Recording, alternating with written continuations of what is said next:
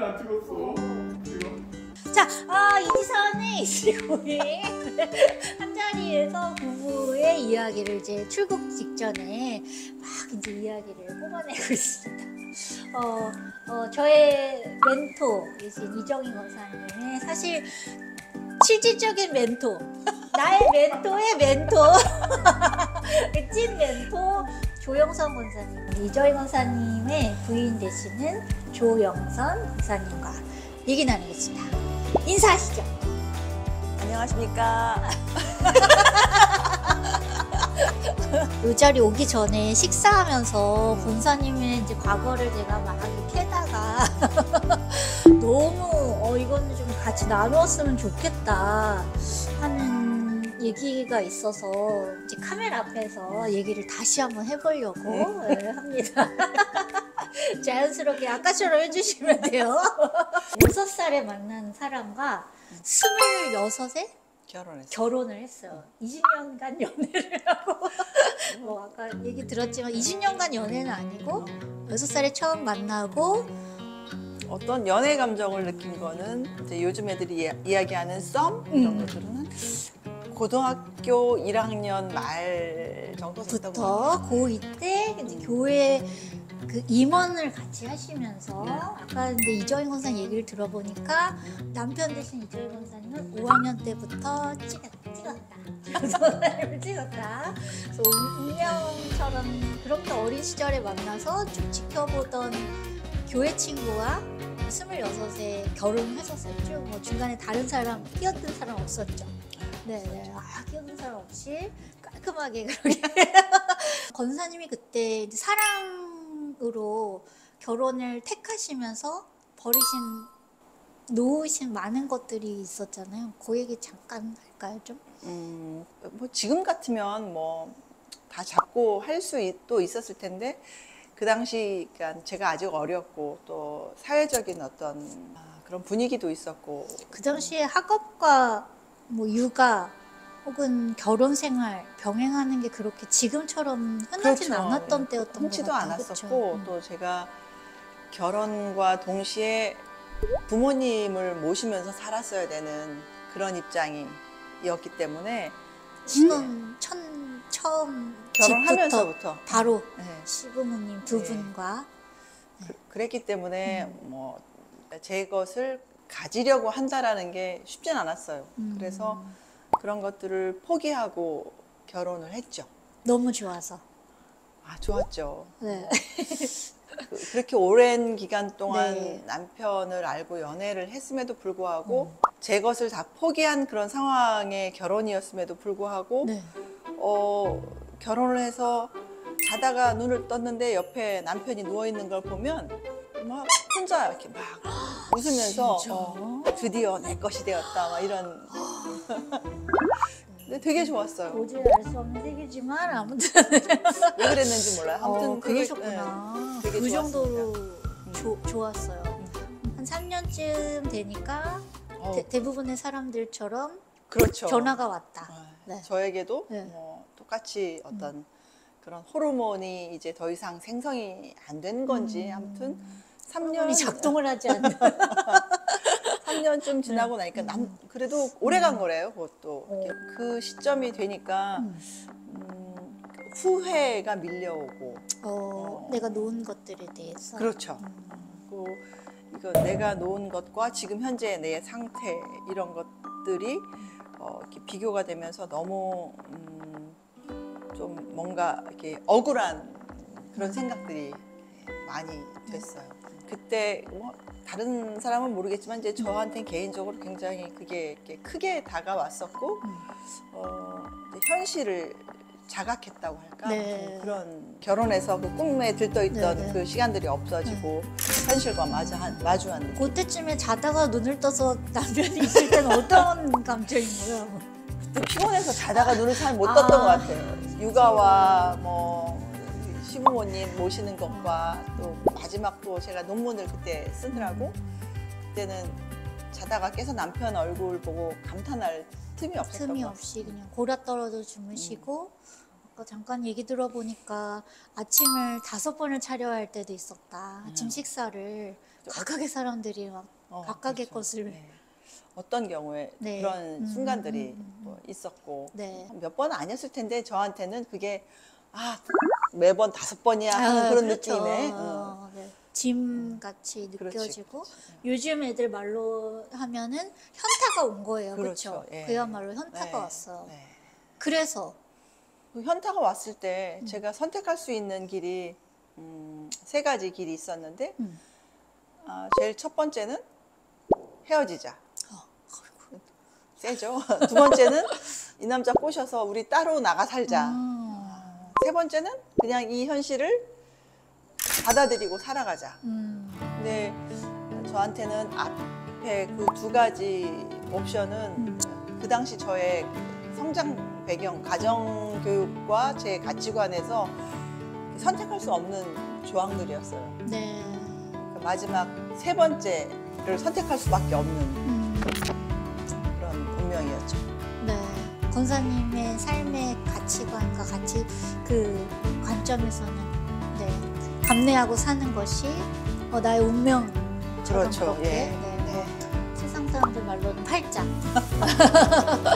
그렇게 받아들이죠. 그래서 3번째 이제 이 현실을 이렇게 받아들이고 살아가기 위해서는 뭔가 어떤 조치가 필요한데 모태 신앙이었지만 이렇게 신앙이 그 당시 그 현실을 받아들이고 살아가는 저한테는 아무 능력이 없었어요. 하나님을 만나야 된다라든지 뭐 성령의 체험을 해야 된다라든지 거듭남이 있어야 된다라든지 뭐 이런 이야기들이 그저 멀리서 들리는 그런 어떤 종교적인 그런 언어에 불과했지 저한테 직접적으로 이렇게 들어오지는 않았는데 제가 그 상황에 들어가 있을 때 그런 소리가 아주 더 이렇게 크게 들렸어요. 그런 소리가. 내가 그 여태까지 믿었던 하나님이 정말 살아계시다면 또 그 하나님이 나에게 뭔가를 해주실 수 있고 지금 이 내가 택한 이 길을 이렇게 가기 위해서 필요하다면 불쑥불쑥 솟아오르는 그 간절함이 저를 이끌면서 그러니까 성경을 읽기 시작했어요. 네.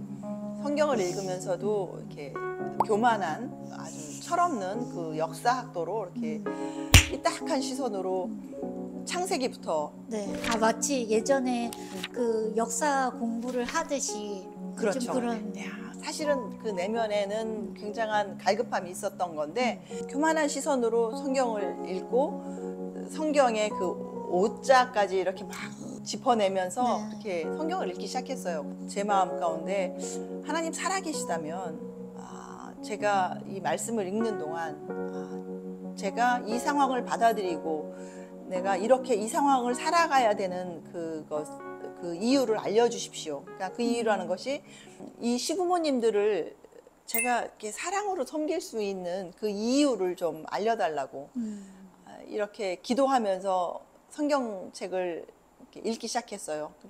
여러 개월에 걸쳐서 성경을 읽었던 것 같아요. 그렇게 성경을 읽다가 드디어 요한 서신을 읽는데 요한 서신에서 그 2000년 전에 쓰여졌던 그 말씀이 활자가 저한테 이렇게 읽혀지는 거예요. 그러니까 저의 삶 가운데 그게 이렇게 쑥 들어오면서 눈으로 읽던 그 글자, 머리로 읽던 그 글자가 마음으로 그러니까 우리가 그게 어딘지는 모르지만 네. 영혼 어딘가로 어디지? 그렇지. 제가 그 하나님께 질문 드렸던 건 제가 왜 저를 낳아주지도 길러주시지도 않은 이 부모님들을 제가 사랑하는 사람의 부모님이라는 이유만으로 제 것을 다 포기하고 섬기고 살아가야 되는지 그 이유를 알려달라고 그렇게 철없는 질문을 하나님께 드렸는데 우문현답이라고 그럴까? 그러니까 하나님은 제 인생의 마스터키를 주셨어요. 그 말씀을 통해서. 요한 1서에 사랑하는 자들아 우리가 서로 사랑하자. 사랑은 하나님께 속한 것이니. 그 말씀을 읽는데 뭐 어려서부터 수도 없이 불렀던 찬양 가사이기도 하지만 그날 제가 읽었을 때 그 하나님의 말씀은 저는 저 안에 이렇게 사랑이 있어서 제가 뭔가를 해드려야 된다라고 생각하는 아주 그런 철없는 생각을 하고 있었는데 하나님께서는 내 없는 사랑을 막 쥐어짜서 그렇죠. 삼키고 예, 예. 돌보고 아침부터 밥 해드리고 그렇지. 설거지 빨래 청소 다 하고 그랬는데 하나님은 사랑은 너한테 있는 게 아니고 사랑은 나한테 있는 거다 이렇게 말씀하시는데 그 말씀이 얼마나 그게 제가 안심이 되고 왜냐하면 저한테 있다고 그랬으면 저 좀 감당이 힘들었을 거예요. 너 왜 그거 없는데 내 안에 사랑이 없는데 근데 하나님한테 있다고 그러시는 거예요. 하나님이 먼저 사랑했다고 그러시는데 너 이제 더 이상 쥐어짤 필요 없어. 그렇죠. 이런 건가? 그러니까 거기서 어떤 그 자유함도 있고 제 인생의 마스터키가 됐어요. 그 말씀이. 그 모든 네. 질문에 어디다 대한 그 말씀을 어느 관계에서나 뭐 어떤 상황 속에서나 그 말씀이 이렇게 저한테는 해결되지 않는 그렇죠. 열리지 않는 문이 없는 그 말씀으로 인해서 저는 이제 하나님 안에서 다시 이렇게 살아나기 시작했고 네. 그때 이제 하나님과 비로소 인격적인 만남이 있고 동행이 시작된 거죠. 네. 그러면서 저는 문을 이만큼 열었는데 하나님이 그 계시록에 이렇게 문 앞에서 두드리시는 그 주님께서 네. 제가 이만큼 문을 열었는데 그때는 정말 밀물처럼 들고 이렇게 제 안으로 들어오시는 그 하나님의 말씀으로 인해서 제 삶이 그때부터는 그렇죠. 확 아니야 그런 것도 아니야. 맞아 처음은 그러지 않았다 그랬어. 그렇죠. 네네네. 도깨비 방망이가 아니고 맞아. 삶이 각도가 변하기 시작했던 것 같아요. 요만큼. 오늘 이만큼, 내일 이만큼, 뭐 이번 주 이만큼, 뭐 1년 이만큼 이렇게 변하기 시작하면서 더 이상 이렇게 저는 가만히 있는데 우리 부모님들이 제가 모시고 있던 부모님들이 너무 착해 보이는 거예요. 그래서 5번 아침을 차렸으면 계속 의무감으로 차리다가 어느 날 한 번은 정말 사랑으로 막 이렇게 기쁨으로 차리게 되고 그것이 좀 더 늘어나게 되고 밖에서 내가 무슨 맛있는 음식을 먹고 있다가 이거 우리 어머님이 좋아하시는 건데 이런 생각을 나가서 한다는 먹다가 누구 생각나면 그건 진짜 사랑이라 하더라고요. 그래서 저는 제가 친정 어머니 아버지한테는 늘 받기만 해서 그런 걸 몰랐거든요. 내가 밖에서 막 먹다가 이거 우리 어머니가 좋아하시는 거 이런 생각 한 번도 안 했는데 네.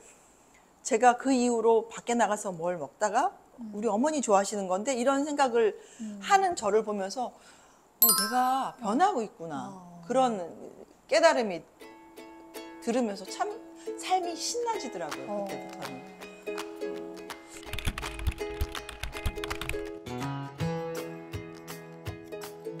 그렇게 죽고 못 살던 그런 남편인데 어느 날 갑자기 남편이 미워지는 거예요. 오 정말요? 네.